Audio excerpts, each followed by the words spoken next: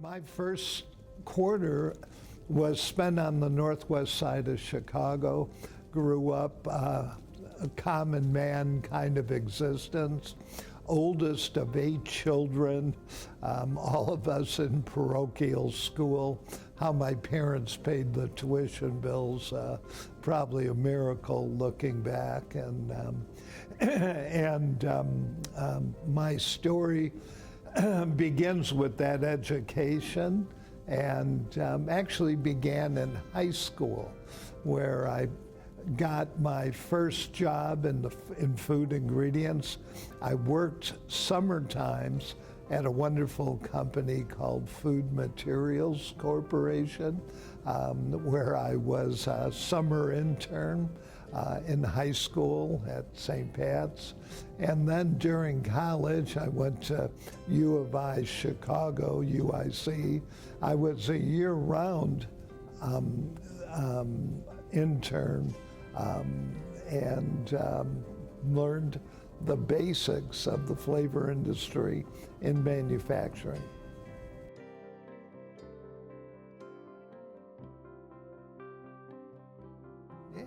Well, first of all, as an intern, you have people rooting for you. You have, maybe if you're in production or the lab, there's a certain energy that I know in our interns we love seeing. So while there were many, but the big primary mentor at that time came when I was graduating from college, and it was the president of the company, Arthur T. Schramm. He was also president of the National IFT, and just a great mentor, and hired me as a sales trainee upon graduation from college. Art then became my boss, my mentor, while I was at Food Materials, and I had the best of both worlds, the scientific background that he brought, as well as the business background that he brought. So you were in sales, Joe, so you really learned the customer base? Sure. I began as a sales trainee, began in last place as probably the 22-year-old young salesman. I probably was the worst salesman in the industry by far. And, I know it used to require me to get the courage to make one sales call. I had to take a nap afterwards. It just didn't come naturally. But because of that, it made me a good student of sales. And yes, I worked up my way from whatever it was, 14th place salesman to number 2 by the time I was 29, and number 1 as I turned 30.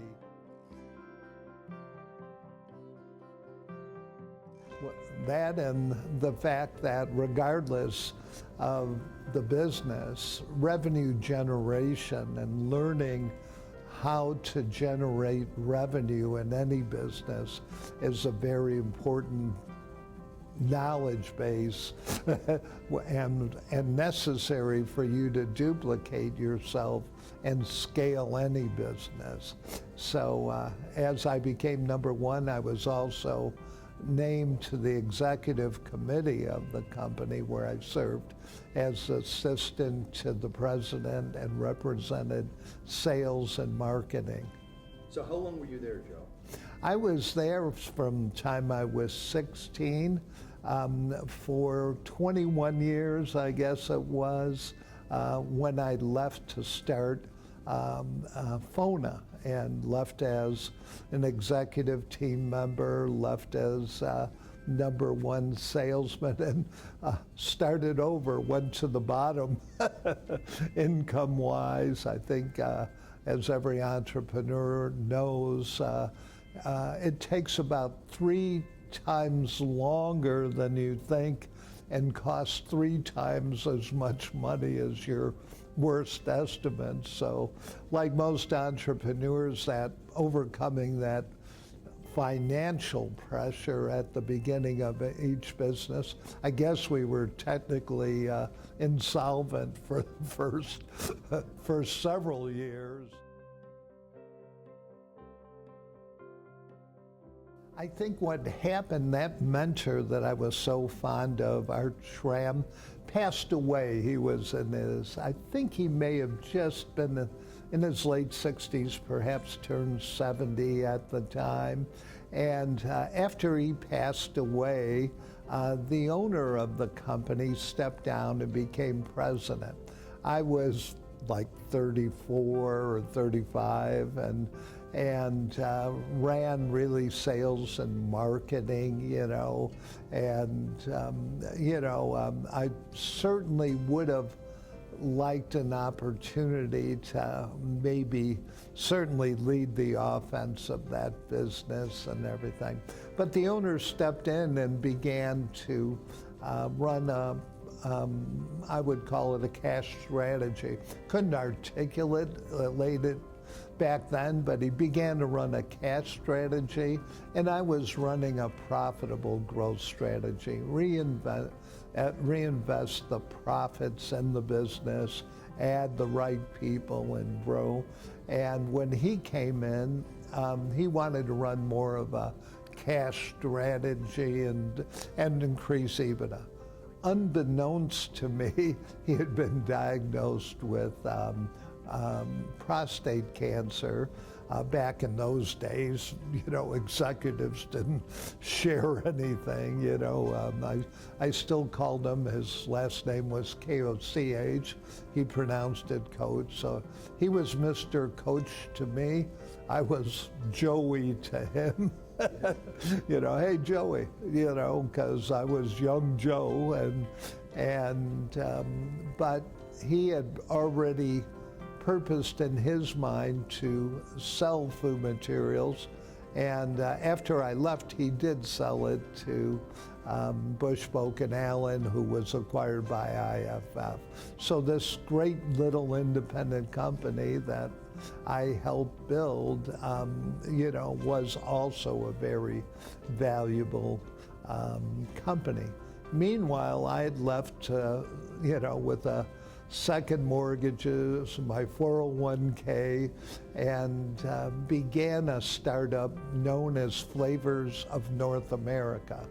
Well, I was a marketing major. It didn't take me too long to realize that nobody's going to write Flavors of North America, type it out on everything. So we began with the acronym FONA, so we actually changed our branding from Flavors of North America, which was about the size of my dream. Hey, we could have a North American company. Ended up getting much bigger than that, but FONA became that brand name. I would characterize myself by that time. I had seen the opportunity in the marketplace. I saw the white space. That white space was the big companies had great technology, but terrible service. The small companies had great service, but didn't have strong technology. So I reasoned in my mind, if we could put together the toughest applications, the full manufacturing technologies, full laboratory technologies, in other words, high tech, and blend that with high service, we called that model high tech, high touch. And if we could have that, we thought there was, and believed, we believed and could see there was a great opportunity for a company like that in the white space within our industry. As we went on, our motto, high tech, high touch, we also added, as we got wiser and better, and high trust. We recognize that a good name and reputation with your own people, with your customers, with the community was an essential ingredient. And that formed the design principle of FONA, high tech in applications and production, full encapsulation, reaction technologies, higher end manufacturing technologies. In the laboratory, it was pristine quality, great investment in laboratory equipment, technologies, and then in the human side, earning trust of our people, our customers, our community. You know, I look back and I laugh at myself. You know, sometimes your greatest strength, you know, might be end up being your weakness. So the reality is, you know, going from #1 sales position, you know, I had learned how to sell for food materials. But when you start up a new business, you know, that's probably not going to work. You need to make sure you're creating that new identity with a new customer base, with with what I just described, the high-tech, high-touch model. And it took me a little while to catch on to that just because you make a move, your customer base doesn't necessarily follow you. And some of them, I had large Midwest customers, we were simply too small to serve them, at least in their model, in their mind, that we were, you know, a startup, and we just needed a pat on the head and a little more time. Some of those same large customers did come to us, but it took years, if that makes sense. Years, not, you know, not months. So that first year, you know, I mentioned just a little early, I think there's a law of entrepreneurship. Everything takes 3 times longer, costs 3 times as much as your most pessimistic estimates, you know. So that first year, we burned through probably every reserves, everything took longer, everything cost more than our pessimistic estimate. But of course, we're salespeople, so we think everything's wonderful and we're optimistic. So you have to find that blend of optimism and energy with the fiscal responsibilities of running a business. We were so blessed by our first landlord, you know, owned owned several food manufacturing facilities, and he had one that was not fully utilized. It had all the equipment, blending equipment we needed. We had to add other equipment, extraction equipment, encapsulation equipment, but it was a wonderful head start. Well, we were paying rent to him. Well, he realized, and we realized, holy cow, we're going to run out of money. So, you know, even just paying the modest rent we had, as I look back, and this is 1987, I think we paid $4,000 a month by recollection. But he said, I got an idea for you. I'm going to give you $100,000 line of credit. You can just put the rent on it. I'm happy for you guys. I'm an entrepreneur too. So that was a wonderful first step that preserved cash, let us hire people. And then from that, he said, well, Joe, if we invested in your business, you know, could you grow faster? In my mental math, I said, if you invest in us, we can stay in business. So we began with an investment and a loan from this wonderful man, Aldo Marchetti, and his partner, Saul Weiner. And we had a buy-sell that later let us pay back the loan and buy them out. And they made a very good profit. We live in a world of capitalism, and I'm happy to honor that capitalist thing, but it got us through the first 5 years. And those 5 years, at the end of 5 years, as we worked towards you, we became conventionally bankable. We had enough revenue, we had enough profitability that we could actually go to the bank, have a line of credit, and we were good stewards and allowed that financial background. So I think you're in a financial battle as I look back, very serious one as you run out of your own money and your savings, plus you need some kind of help, and when you get that help, don't be shy about paying back the money, having a great buy, sell, which we did, and let them enjoy the profits. And we went on from there. We didn't exercise the buy sell till about year 15, when we could see that hey, timing was right. Well, certainly in your entrepreneurial journey, at the beginning, you need warm bodies. You're so happy. You want to work for us? We'd love to have you. Have you ever been a receptionist? Okay, you're a receptionist now. Hey, we'd love. Are you a bookkeeper now? Well, now you're head of accounting. So there is.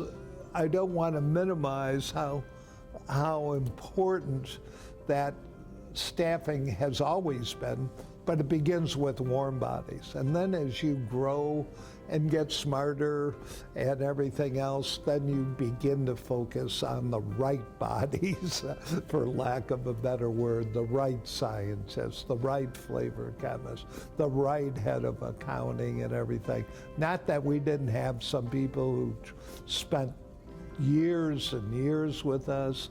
One of the most wonderful people started as an intern from us, T.J. Whittick, and went on to grow with us the entire time and learned so many different positions wonderfully. But the model we used was a triangle, and that was we were going to invest in our own people, and we were going to make sure that they were well educated, that they were growing, that they were part of the business. So we invested heavily. In fact, we required them to take a year of, each year to take a week of outside training appropriate to their position, just so that we were always creating a sense of lifelong learning and earning for that matter, but learning, and also a commitment to excellence. Because we reasoned if we can invest into our people, and we told them we wanted them to grow our customers. So we grew our people, and our people helped our customers grow, and in turn, our customers helped us grow, which allowed us to invest in better and more people, which allowed us to service bigger and better customers, which in turn allowed us to grow. So the first step for us was investing in our own people, who invested in our customers, and those customers invested in us.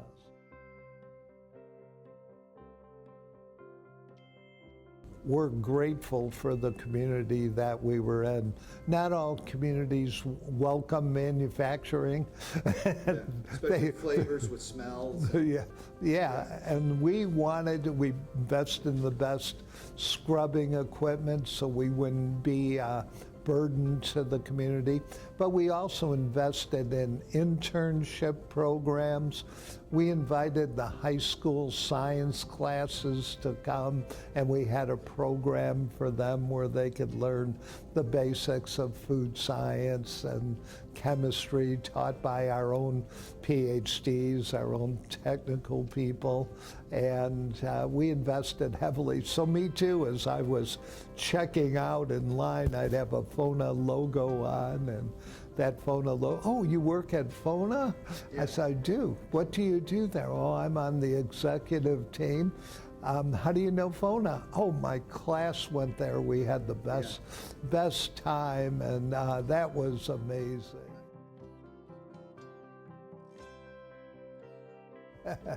Yeah, my wife Mary in particular, from the earliest days, I was just, we had as number 1 salesperson, we had a very good income. In the mid-'80s, it was in excess of $250,000 a year.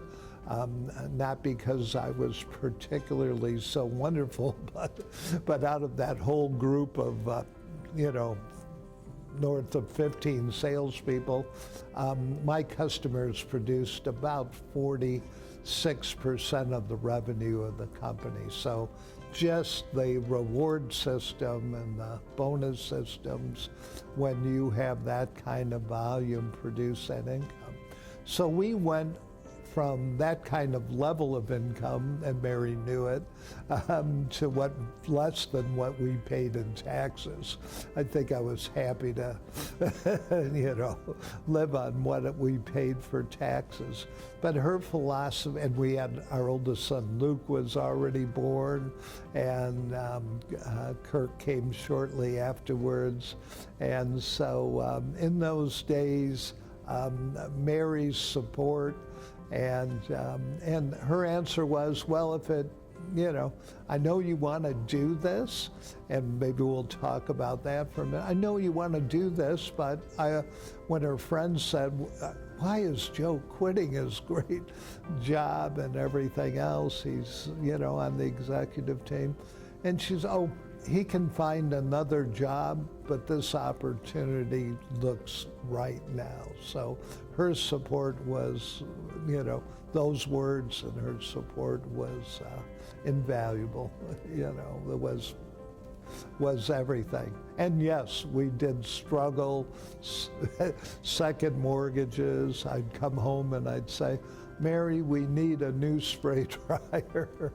We got to take another second mortgage. We just paid the last one off, and always supportive. So you guys certainly operated as a team, and she was in on the big bet. Yeah, Mary always kept current via the board, but she did an amazing job raising our 3 children, and just that comfort of everything was fine at home. When you say family, that part of it, dads love their children, but the reality is, and I know you did too, in the heart of it, it's a 12-hour-a-day kind of job, and you need to divide and conquer. Right, and that division of labor, so to speak, but more than that Mary would hold me in high esteem to our children. Hey, your dad's working. He's got to do this, and everything else.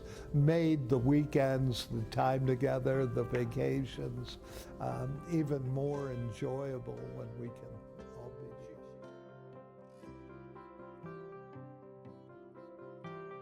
Well, I'm not sure, quite honestly, and when you're in that leadership role, I think you work your way up. First, you're just a salesman. Well, then you get something going. Now you're a sales manager. Then maybe if you're lucky, you're a good president. And finally, when you're a CEO, you just see how much more opportunity, or I did, how much more opportunity that's out there. So even though, on paper we're successful, but when you look at, holy cow, if we could just do this, that would be awesome. So while you can look on paper maybe win an award or two, I think you always saw an opportunity to grow, to do better, and a commitment to excellence. And then you saw how wonderful your people were. By the time we were, my goal was, and always is, even now, like you, have people surround yourself with people smarter than you. Our executive team got better and better, and really we're able to grow the business.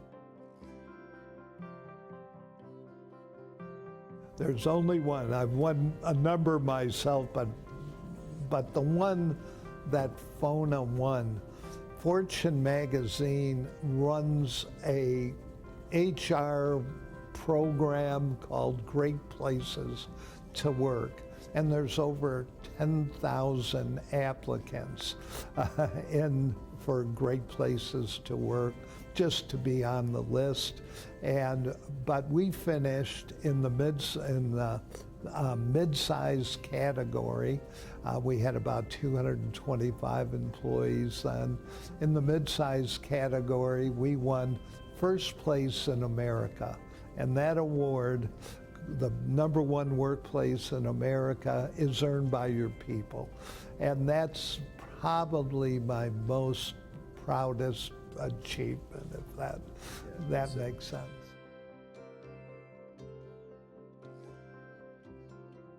Yes, that was exactly. We had double-digit growth. We had the hockey stick growth level. We had a wonderful pipeline ahead of us business-wise. But I think there's two types of succession plans. One succession plan, and we had great counsel by organizations, and we were a family business. We were our family was the owners and everything. We had 3 very gifted children, all gifted in different ways, And so, and the children had been involved in the business from their earliest days, coming to the annual picnics, being at employee meetings, being at staff meetings. We always involved them. But there seems to be 2 types, and for us, as I looked at my own personal retirement, and the reality is, we had a wonderful third quarter where you do your best work, where you win a lot of awards, where where you're in the zone and could go on for a while, but you can't go on forever. So that succession planning is very important. And I noticed people who didn't do succession plannings were the ones who got in the most trouble, stayed too long, bent the growth curve in the wrong direction instead of, hockey stick. So as we looked at our options, we were the darling of the industry in many ways, and we had many people pursuing us at the time. So you have to make this decision. Do we want to be a multi-generational business? And you hear about people who, this is 2nd generation, 3rd generation, 5th generation, and that's one model. And but for our family, and for I believe that you're called to be a steward. God entrusted us with FONA and entrusted the growth of FONA, and we were so blessed and grateful. So do you want your children automatically to go into your business?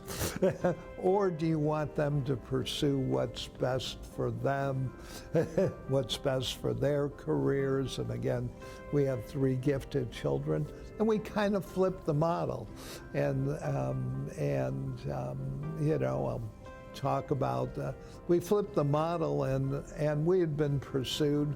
One company in particular, McCormick, had pursued us for years.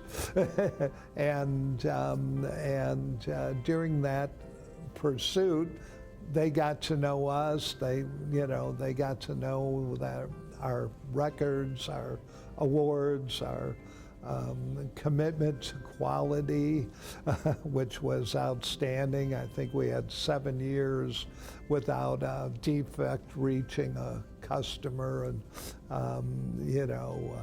just a outstanding quality record and things. So we got to know them, and so they expressed their interest, as many other people did. But we made the decision that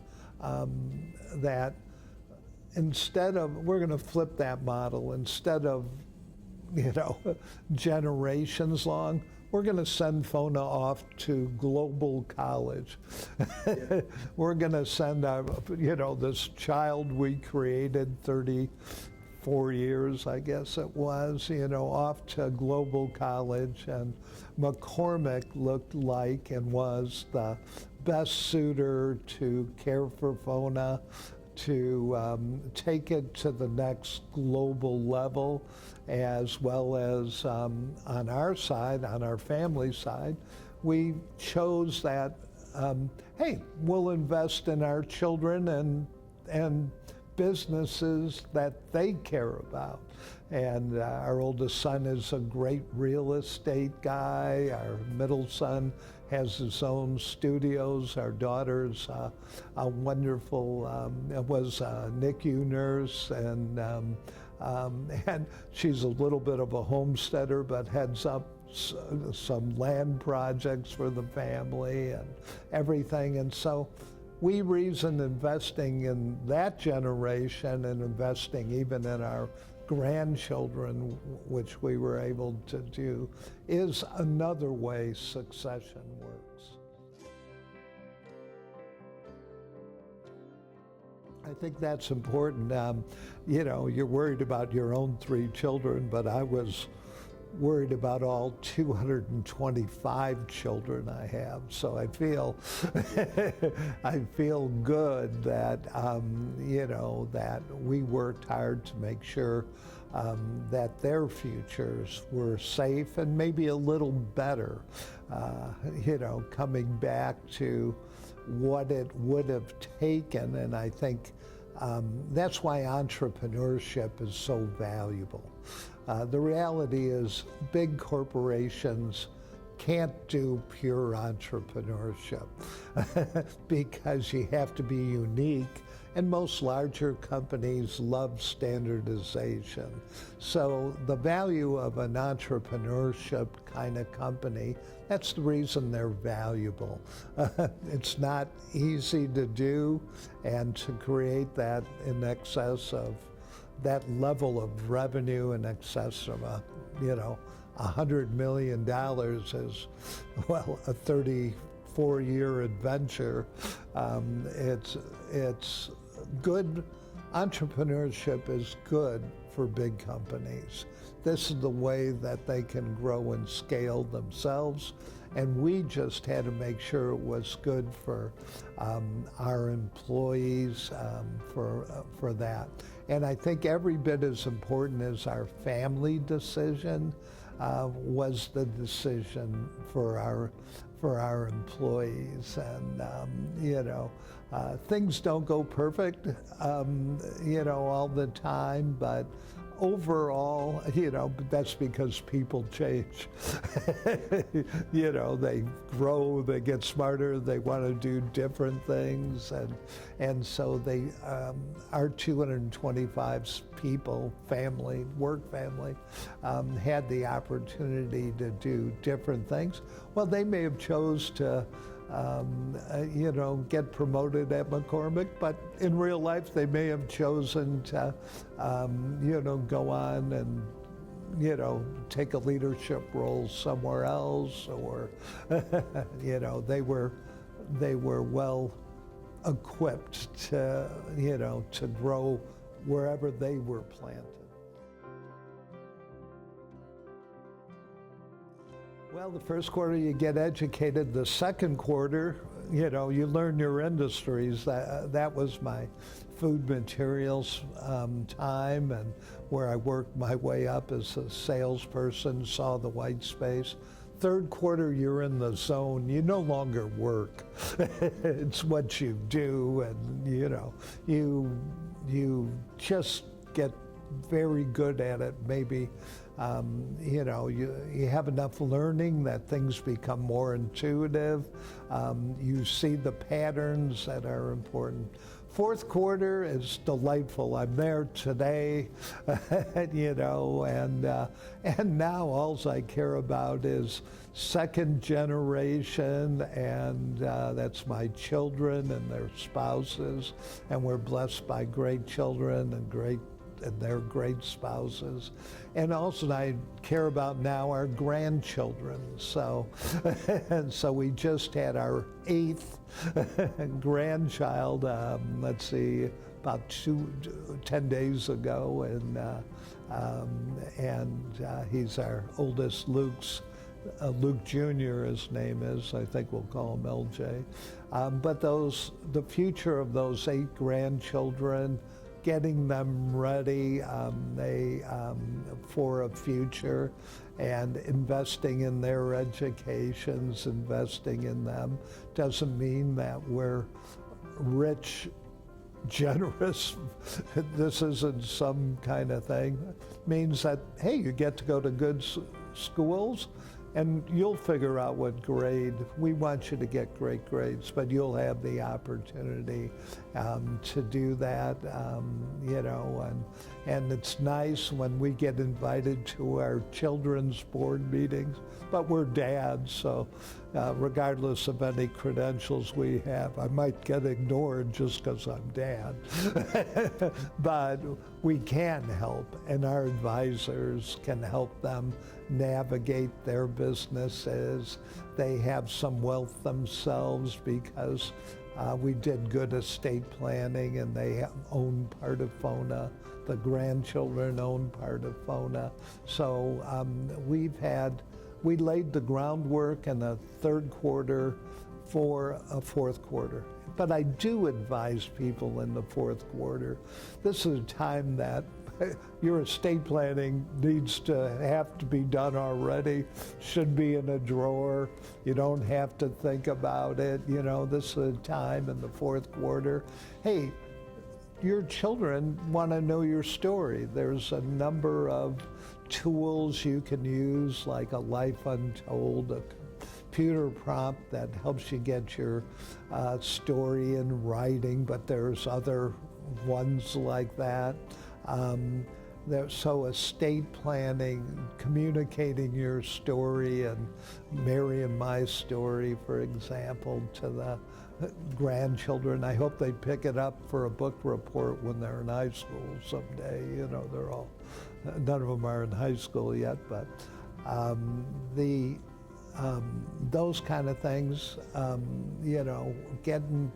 getting that done, getting the financial planning, good financial planning, and also involves, minimizing taxes, gifting to causes that are very important to you, and I happen to like private education, particular private Christian education, and helping young people financially, especially first generation college students, navigate that maze. I was probably like you, a first generation college graduate, and you kind of go to college, you don't even know what the Greek alphabet is, much less how the fraternity, sorority systems, so many things to navigate. That's on our heart. We like that. In our particular case, we're pro-life, and we mean from conception through natural death, and So we see causes like that as a gift to the future and as a thank you. But the other things that are very important in the fourth quarter, well, trying to stay healthy because you have to keep up with children and grandchildren, but vacationing with them, family events and traditions with them, even more important in the fourth quarter. Well, I didn't mention it yet, but I think the people that are called to entrepreneurship,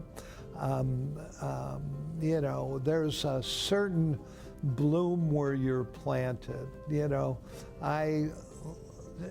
Like you in your career at Hormel, or like me at Food Materials, we're called to do good where we are. And then some people are called to be great stewards of a corporation. Some people have, like myself, have a certain drive for autonomy. And so I don't know where my drive from autonomy came from, but probably my family of origin, now that I started that thought. When you're the oldest of 8 kids, your parents are paying for tuition and everything else. There was a family motto: you earn your own spending money. So when we were children, we took pop bottles back, collected newspapers for recycling, earned that quarter, babysat, did whatever. Then when you're 8, you're old enough for a paper route. Maybe you did your paper route, mine at, near Six Corners, Then you maybe in those days you could work in a restaurant when you were 14, busboy. Then you could work in a gas station. But that earning your own money and that sort of autonomy that comes with that you didn't have to be dependent on others, I think that's a driver in many entrepreneurs. And there's many types of entrepreneurs. There's 5. There's the ones who do entrepreneurship for a hobby. They bake cookies on weekends. There's a lifestyle one. Maybe they do consulting because, hey, they're good at this, they're retired, and I'm going to start There's craftsmen. That's the plumber who gets his own truck. There's the opportunist like me who sees the white space. Hey, I could do a good job here. And then there's the financial guy. Maybe he's going to start his own financial business, perhaps as a financial advisor, and and he does. So I happen to be opportunist as entrepreneur, but the most common is actually craftsmen, plumbers who buy their own truck, carpenters who start their own businesses, chefs who start their own restaurants, but for me, that's it.